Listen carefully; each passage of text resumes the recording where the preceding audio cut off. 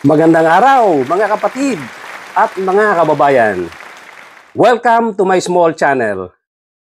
This is EJ Morse once again.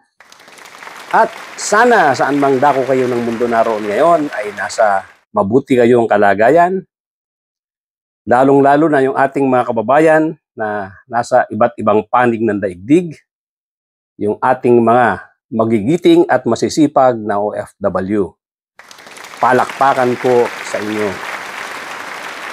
Meron po tayong additional discussion tungkol ito sa mga dati pang na-discuss ko, tungkol dito sa mga balak tumakbo or actually tumatakbo na sila diyan sa Senado. Ano po ba ang ating komento tungkol dito? At ano ba ang nakikita nating problema sa kanilang pagtakbo? Before that, doon sa mga bago lang dito sa aking channel, kindly subscribe and kindly hit the notification bell, pati na rin yung like button, at you might want to share this vlog para maraming makarinig, maraming makaalam tungkol sa ating mga dinidiscuss na topic dito sa ating munting channel. Thank you once again, at of course, before we proceed, meron tayong prayer. Ito ay reminder doon sa mga public servants, doon sa mga nagsisilbi sa atin, yung mga nasa gobyerno na naliligaw ng landas at wala sa lugar, wala sa ayos ang kanilang ginagawang pagserbisyo sa atin. Okay? Ito po yung EJ Morse prayer. Reminder para sa ating mga public servants, yung mga nagsisilbi sa gobyerno na wala sa ayos. Here it goes. Sa lahat ng mga manggagawa sa pamahalaan, sa lahat ng mga public servants, tama na ang pagyayabang, itigil ang pagiging arogante, irespeto ang mamamayan, huwag magnakaw, huwag maging tamad, maging mapagpakumbaba, pasweldo kayo ng taong bayan. Kami ay nakamasid, di namin kayo tatantanan.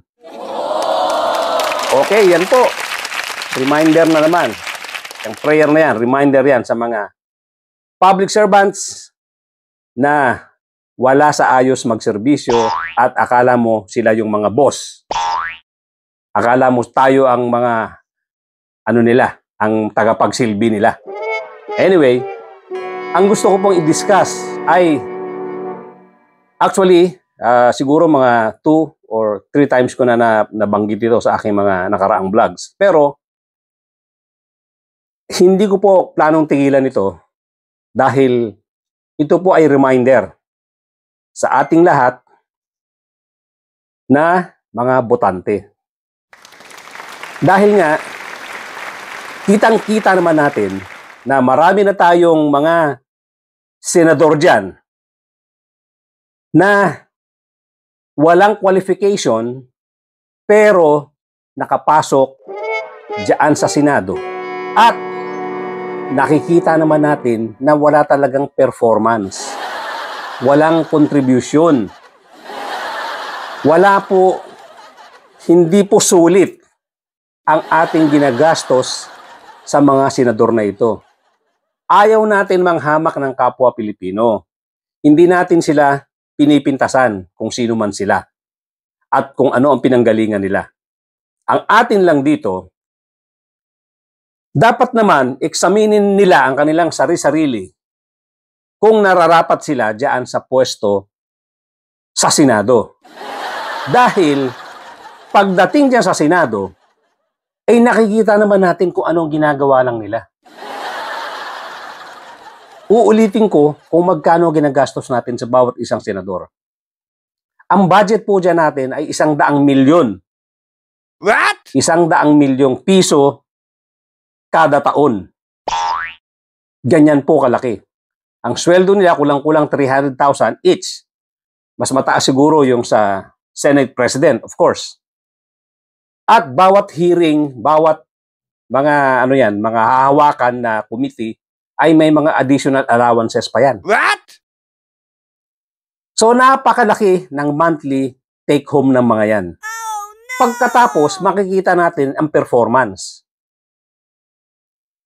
Gaya na lang, tignan natin yung minsan ko na rin naipakita, yung ginawang supposed to be debate, pakikipagdebate ni Robin Padilla kay Coco Pimentel, kay Senator Coco Pimentel, na halos i-spoon feeding na nga ni Senator Coco Pimentel para makasagot itong si Robin Padilla, pero wala din.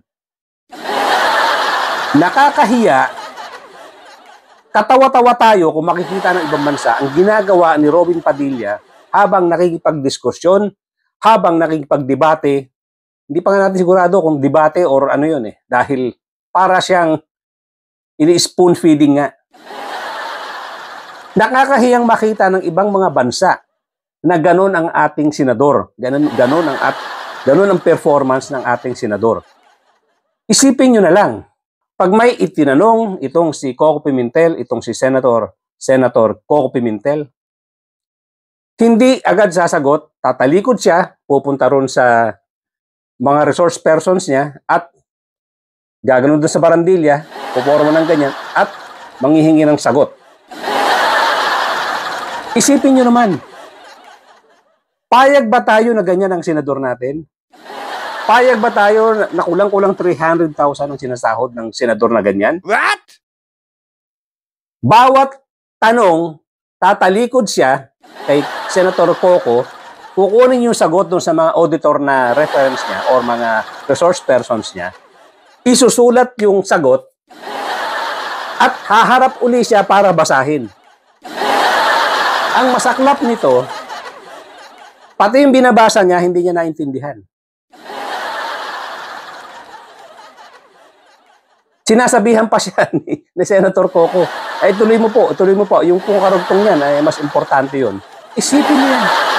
Binabasa niya na, hindi niya pa rin naintindihan yung kanya isinasagot. Kaya lang talaga siguro minsan, gustong tulungan siya ni Coco Pimentel, kaya lang minsan, hindi na rin matiis ng mama. Pero dapat talaga wala tayong ganitong klaseng senador na ginagastosan natin ng 100 million a year. Matuto na po tayo. Hindi kami tumitigil sa ganitong issue dahil nga kawawa tayong mga mamamayang Pilipino.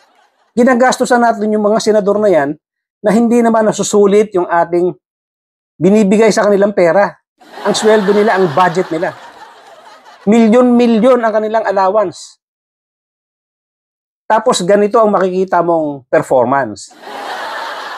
Again, sabi ko nga, hindi natin hinahamak, hindi natin iniinsulto yung mga ganitong klaseng tao, pero alam naman natin na sinasamantala nila yung kasikatan nila para ma-access yung Senado at ma-access lahat ng privileges dyan.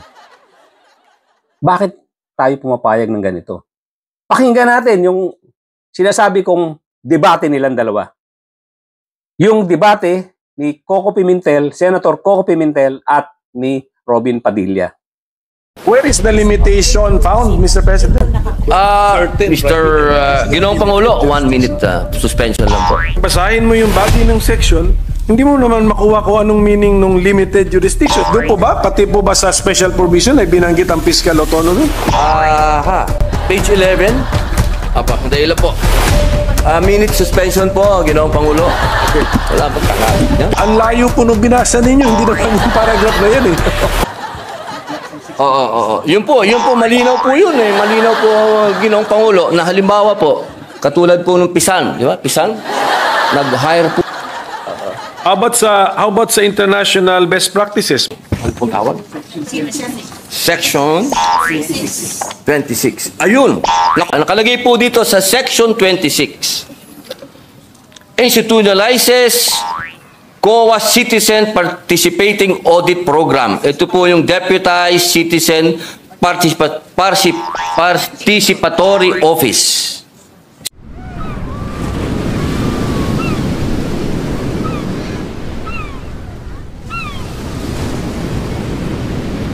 Okay po. Limited lang daw po ang binibigay. Sige. Opo, doon sa, pero sa lahat po ng bidding nandun. Kayo? Ang COA.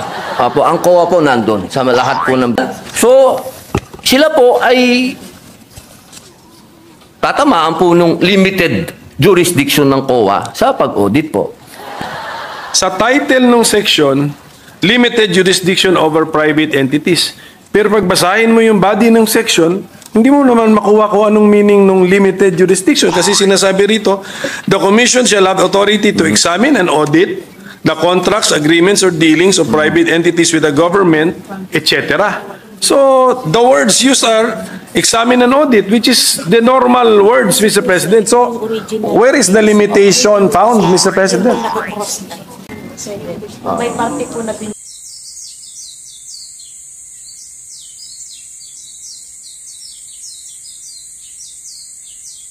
Noong Pangulo, 1 minute suspension lang po. Napakaganda po ng naging talakayan dito sa amin. Napakaganda po kasi ng katanungan ng ating pinunong minorya. At ang amin pong napagdesisyonan, amin pong i-specify dito sa Section 24 na malinaw kung ano po yung dadaan sa audit. Ibig pong sabihin, kung ano lamang po yung dinapuan ng pera ng gobyerno, doon po sa PPP, doon lang po sila may karapatan na mag-audit. Ang ating mga kasama ba ay sasang-ayon sa amendment kung marinig na namin kung paano natin mahuhuli yung konsepto ng Opo. limited jurisdiction. Opo. Sige Opo. po. Malaking bagay na po yan na yung parang agam-agam nila, yung worry nila, concern na Opo. Natural po yung kanilang pag-aalala sapagkat sila po ay mga investor din po. No? Siyempre po, kailangan din natin alagaan yung mga investor. yung kahulugan ba ng right sizing na gamit natin sa panukalang ito kaparehas nung right sizing na sinabi po ng ating Senate President na dinipensahan niya yung kanyang panukala. At dito po, sa kasalukuyan, naririnig ko po ang aking lupon at kanila pong naisagutin ang inyo pong katanungan. Opo.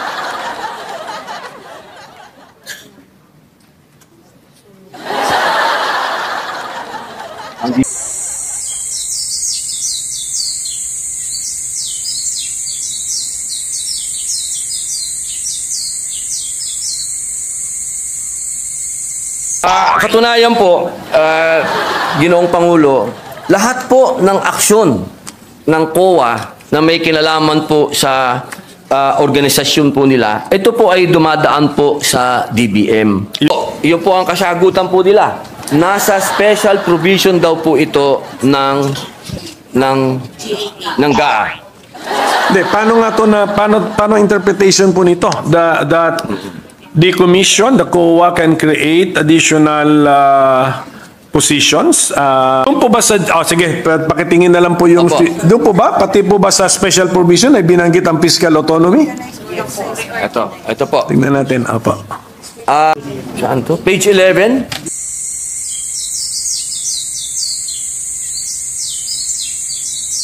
Minute suspension po, Ginoong Pangulo. Session suspended.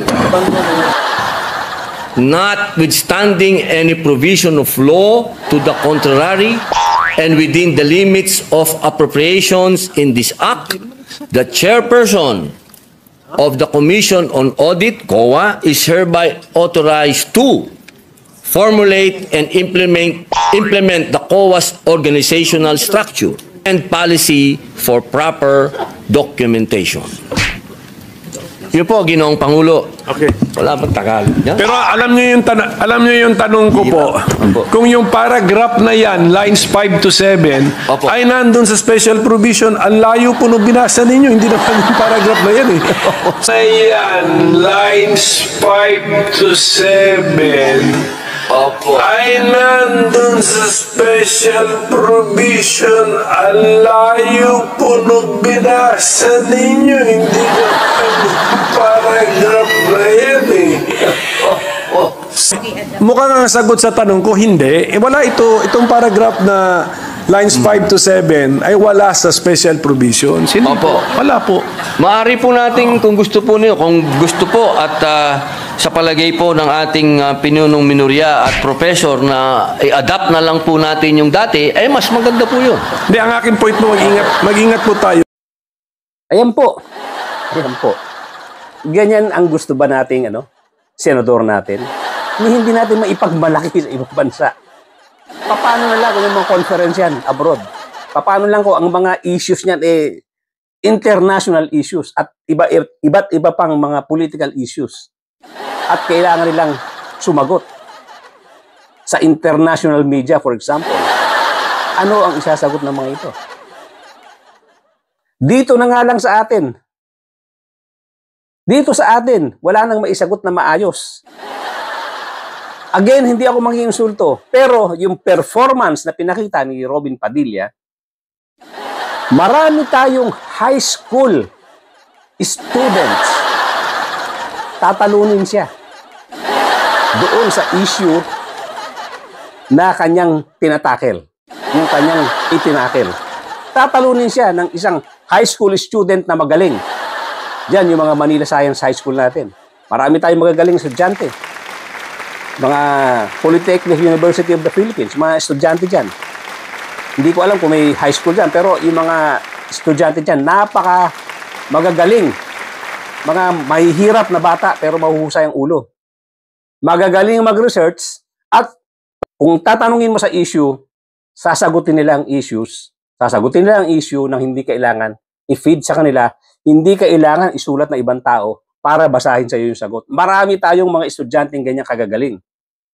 Kahit high school lang. Kaya nga, mga kababayan, hindi ba magmumukha naman tayong kawawa kung ganyan ang mga senador natin?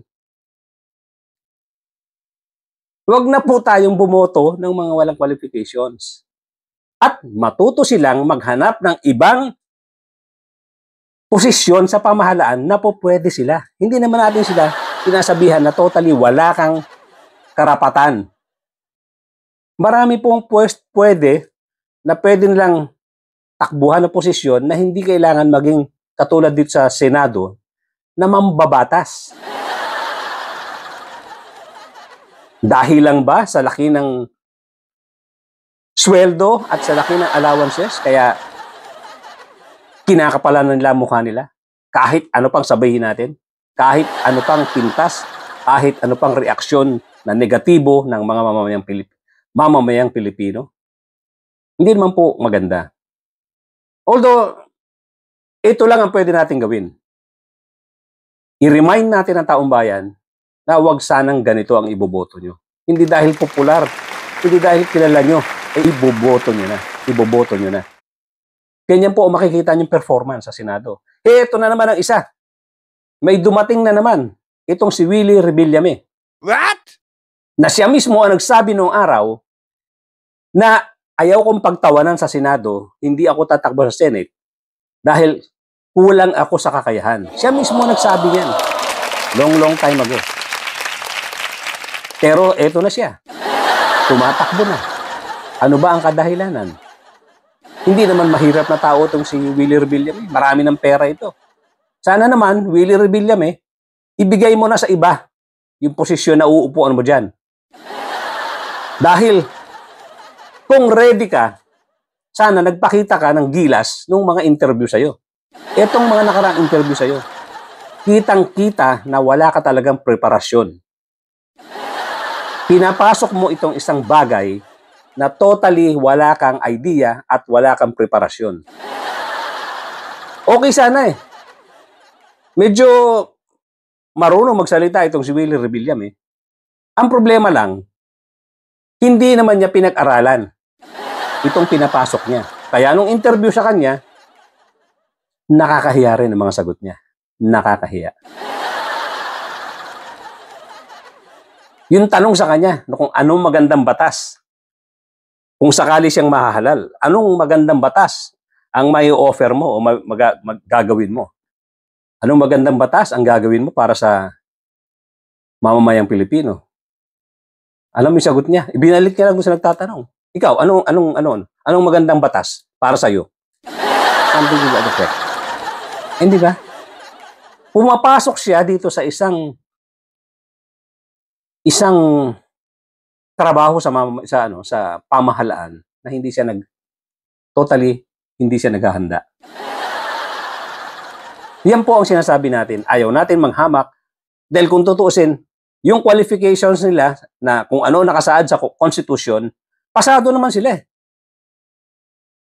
Ang problema, dapat para sa sarili mo, i-determine mo kung hanggang saan ka at saan pwede kang posisyon sa gobyerno. Huwag mong samantalahin na dahil sikat ka, papasukin mo na ito, pakapalan na ng muka.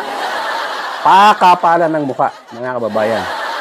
Dahil napakalaki at napakaganda ng privileges diyan sa pagiging senador. Alam nyo si Isko Moreno? Talo pa nga sila eh. Itong si Isko Moreno, wala rin pinag-aralan. Walang pinag-aralan. Pero siyempre may talino rin. Siguro naman ito sila Robin, sila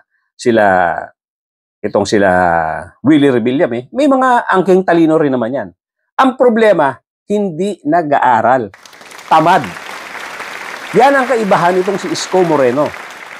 Nung naging konsehal ito, nag-umpisa na mag-aral ito.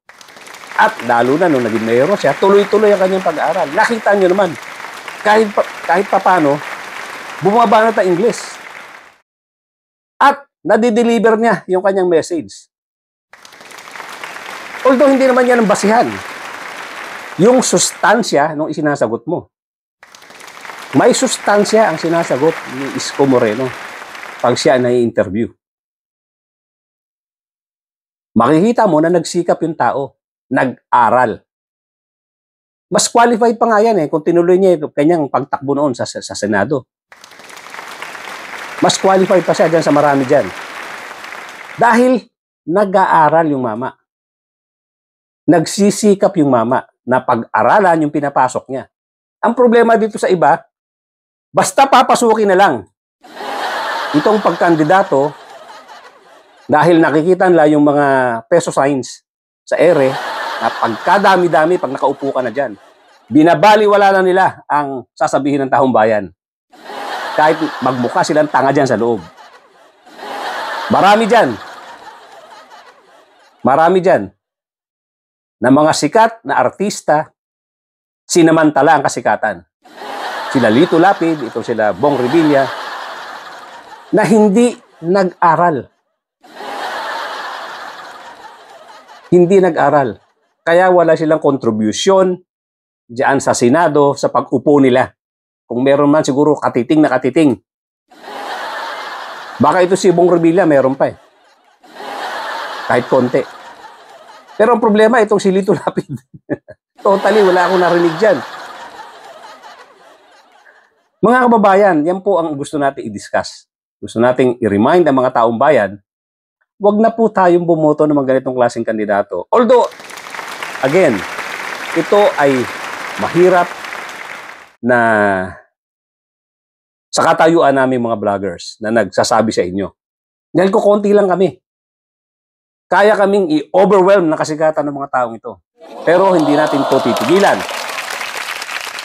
Pagsisikapan natin, kahit mayat-mayain natin yung reminder sa mga tao na ano ba dapat ang mga ibinoboto, lalong-lalo na dyan sa Senado. Marami pa po tayong dapat pagpilian. Marami pong qualified dyan.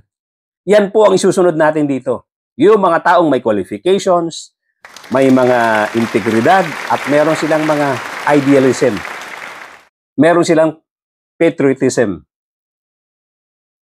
Of course, hindi natin alam eksakto talaga, 100% kung talagang ito ay magpe-perform. Kung sila ay magiging loyal, kung magiging patriot sila, kung sila ay hindi magnanakaw. Pero, wala tayong choice eh. Pumili naman tayo. Base sa face value. For the meantime, ano ang nakikita natin sa kanilang qualifications? Kesa naman, talagang walang qualifications. Yun ang sinasabi ko. Huwag tayong bumoto na nakita na natin, lalong-lalo na. Yung mga for re-election na talagang wala tayong nakitang performance. Isa na nga pong example dito, yung ginagawa ni Robin Padilla sa Senado. Kitang-kita naman natin yung pasuklay-suklay niya ng bigote, patinga-tingala sa kisame, kuya-kuyakoy, pamerienda lang siya, relax na relax. Wala pong contribution. Isipin niyo yung 100 million, more or less. 100 million a year. Para lang sa ganitong klaseng performance. Maawa po tayo sa kaban ng bayan. Maawa po tayo sa ating bansa na hindi makaahon-ahon. Hindi makaahon dahil sa mga ganitong klaseng iniluluklok natin sa pwesto. Magtulong-tulong po tayo. Iparating po natin sa lahat ito. Ipasa-pasa natin, i-share natin itong vlog na to, itong video na to, para marami makaalam. Hindi po ito pang sarili ko lang. Nangihinayang talaga ako doon sa perang iginagastos natin dyan, pagkatapos hindi naman sila talaga angkop. Yung mga nag-a-apply as security guard, mas mahirap pa po ang hinahanap na qualifications yan. Kesa tumakbo ka sa Senado. Yun po ang katotohanan. Wala pong halong biro yan.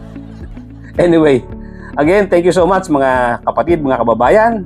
At before we end, again, remind natin itong ating mga public servants na hindi nagsiservisyo ng maayos. Ito po yung E.J. Moore's Prayer. Sa lahat ng mga manggagawa sa pamahalaan, sa lahat ng mga public servants, tama na ang pagyayabang, itigil ang pagiging arogante, irespeto ang mamamayan, huwag magnakaw, huwag maging tamad, maging mapagpakumbaba. Pasweldo kayo ng taong bayan. Kami ay nakamasid, di namin kayo tatantanan. Again, thank you so much, ladies and gentlemen, at magkita-kita po tayo.